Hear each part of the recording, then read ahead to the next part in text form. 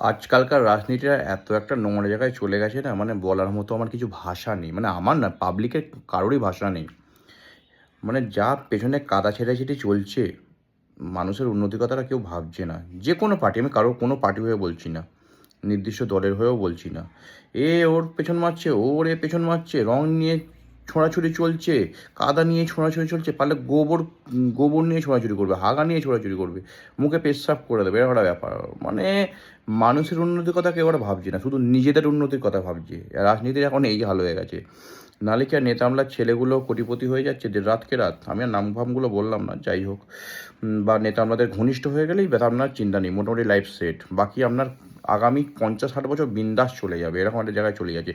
যে কোনো পার্টির, যে কোনো যদি ঘ্যাঁতা কেউ বিজনেসম্যান হোক বা ঘ্যাঁতা কোনো লোক হোক, যে যাই হোক, মানে নিজেদের উন্নতির কথা ভাবে, দেশের উন্নতির কথা কেউ আর ভাবছে না। আর মানুষের উন্নতির কথা কেউ ভাবছে না। যে বলে গণতন্ত্র গণতন্ত্র, ওসব ঢপের গণতন্ত্র। ঠিকমতো কি গণতান্ত্রিক কাজ সব কিছু হচ্ছে আমাদের মনে হয়? একদমই না। গণতন্ত্র যদি ঠিকঠাক হতো তাহলে দেখতে হতো না, ভোটও পরিষ্কার হতো, আর এইসব এত কিছু ঝামেলা ঝঞ্ঝট হতো না। মানে যে অন ক্যামেরা অফ ক্যামেরা যে যাকে পাচ্ছে যা ইচ্ছা বলছে, বাপ মা তুলে খিস্তি পাচ্ছে, বউ ছেলে মেয়ে নিয়ে খিস্তি পাচ্ছে, মানে কিছু বলার নেই।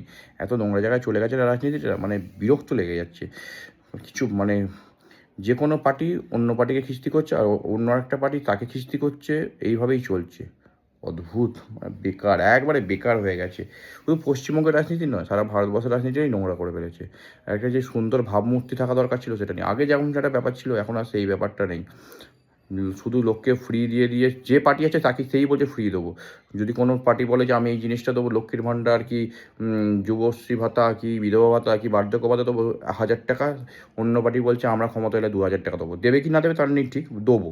এইসব করে করে দেশটা ভুগে চলে যাচ্ছে ফাইন্যান্সিয়ালি।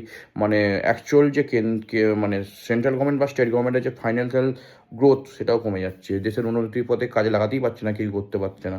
হচ্ছে টুকটুক গয়া প্যাসেঞ্জারের মতো এগোচ্ছে।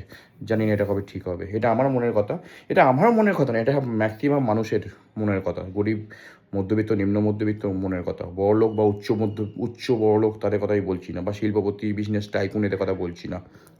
শুধু মানে আমাদের মতো গরিব মানুষের কথা বলছি, আমাদের মতো নিম্ন মধ্যবিত্তের কথা বলছি। আমি সবার হয়ে বললাম কথাটা।